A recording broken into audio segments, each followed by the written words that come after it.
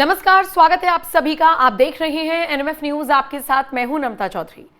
महाराष्ट्र के मुख्यमंत्री देवेंद्र फडणवीस इस वक्त लगातार बैठकों का दौर कर रही हैं और इसके पीछे का कारण यह है कि जल्द ही वहां पर भव्य समारोह होने जा रहा है, जिसे नाम दिया गया है कुंभ मेले का नाम उसे दिया जा रहा है। जी हां, नासिक त्र्यंबकेश्वर सिंहस्थ कुंभ मेला ये लगाया जाएगा और इसको लेकर तैयारियां जोर शोर से चल रही हैं। तैयारियों के साथ साथ मीटिंग्स में लगातार अधिकारियों को निर्देश सीएम फडणवीस की तरफ से दिए जा रहे हैं और यह भी सुनिश्चित करने की कोशिश की जा रही है कि जो श्रद्धालु इस कुंभ मेले में आएंगे उसके साथ साथ जो नागरिक है, जो आम जनता है, उन्हें भी किसी भी तरह की किसी दिक्कत का सामना ना करना पड़े, इसके लिए सारे उपाय, सारी सुविधाएं तैयार कर ली जाए।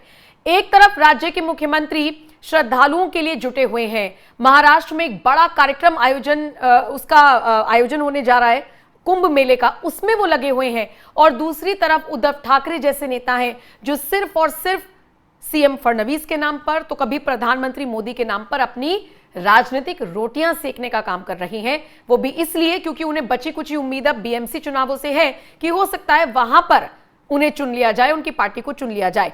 और इस कड़ी में अगर जनता के सामने झूठ फैलाना भी पड़ जाए तो क्या फर्क पड़ता है। आज उद्धव ठाकरे के एक एक बयान के जो मायने हैं वो आपको समझाएंगे। इसी के साथ वो क्या कुछ कह रही हैं, पहले आइए वो सुन लीजिए। वो कह रहे हैं कि मैं किसी को भी दुश्मन नहीं मानता, प्रधानमंत्री को भी नहीं, लेकिन राज्य की मौजूदा स्थिति को देखते हुए जैसे भाई प्रचंड बहुमत है महायुति के पास, उसके बावजूद मुख्यमंत्री को वो असहाय बता रहे हैं। भ्रष्टाचार के कई मामलों के बावजूद मुख्यमंत्री भ्रष्ट व्यक्तियों के खिलाफ कार्रवाई करने में असहाय दिख रहे हैं, ये कहना है उद्धव ठाकरे का। अब सबसे पहले तो इसी झूठ का पर्दाफाश कर देते हैं कि देवेंद्र फडणवीस अगर असहाय होते तो मराठी बनाम हिंदी भाषा का विवाद चुटकी बजाकर ना वो सुलझा लेते। अगर देवेंद्र फडणवीस उद्धव ठाकरे के अगर बयान की हम माने तो अगर वो असहाय होते तो ये जो आरक्षण के नाम पर बवाल काटने की कोशिश की गई थी उसको ना वो इतने आराम से शांत कर लेते। वो कह रहे हैं उद्धव ठाकरे कि प्रधानमंत्री हो या मुख्यमंत्री हो, कोई उनका दुश्मन नहीं है, वो किसी को दुश्मन नहीं मानते हैं। दुश्मन जैसे शब्दों का इस्तेमाल भी उद्धव ठाकरे कर रहे हैं, ये बड़ी बात है। क्योंकि अगर आप महायुति की तरफ आंख उठाकर देखेंगे, अगर आप एनडीए की तरफ देखेंगे तो यहां से कभी भी इस तरह की बयानबाजी नहीं होती। अच्छा, इसके अलावा उद्धव ठाकरे कह रहे हैं कि चाहे राज्य हो या केंद्र हो, बीजेपी की सरकार नहीं चल सकती, लेकिन चल रही है। महाराष्ट्र में महाराष्ट्र की जनता ने प्रचंड बहुमत के साथ महायुति को जिताया है और उद्धव ठाकरे वाली शिवसेना को यह मैसेज देने की कोशिश की है कि आप अगर बाला साहेब ठाकरे के सिद्धांतों से इधर उधर होगे तो फिर आपको इसी तरीके से सत्ता से बेदखल कर दिया जाएगा और वापस भी आने के सारे रास्ते बंद कर दिए जाएंगे।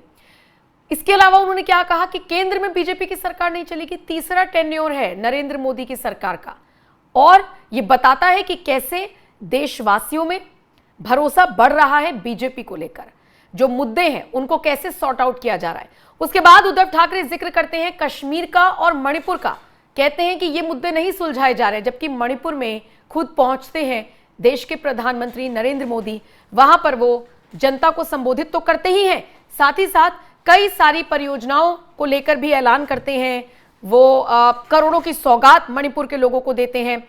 और इसके अलावा जिन लोगों को आज भी लगता है कि मणिपुर में कुकी और मैतेई समाज का ही सिर्फ विवाद है, तो वो पूरी तरीके से गलत है, क्योंकि एक मैसेज पहुंचाने की कोशिश है कि हिंदू ईसाइयों को मार रहे हैं, जबकि वहां पर पूरा खेल चलता है ड्रग्स को लेकर। वहां पर जिस तरीके की ड्रग्स पाई जाती है उसको लेकर मारामारी है और उसी के खिलाफ जब एन बीरेन सिंह ने अभियान चलाया था तो देखिए कैसे उनकी सरकार गिरा दी गई, कैसे उन्हें इस्तीफा देना पड़ गया। उद्धव ठाकरे बात कर रही है कश्मीर की। कश्मीर में जिस तरीके से हालात अब सुधरे हैं, 2019 के बाद सुधरे हैं, ये सबके सामने जीता जागता उदाहरण है।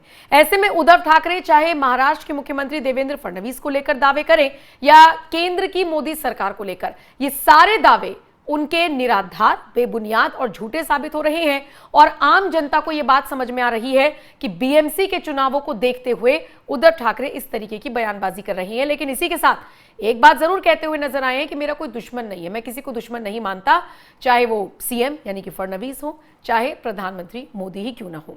कुल मिलाकर उद्धव ठाकरे का ये बयान और वो जो सिर्फ झूठ फैला रहे हैं। इस पर आपका क्या कुछ कहना है, अपनी राय हमें कमेंट करके जरूर बताइएगा। और जिस तरीके का वो बयान दे रही हैं देवेंद्र फडणवीस के लिए, जिस तरीके का वो बयान दे रहे हैं प्रधानमंत्री मोदी के लिए, उस पर आपका क्या कुछ कहना है, अपनी राय हमें कमेंट कर जरूर बताएं।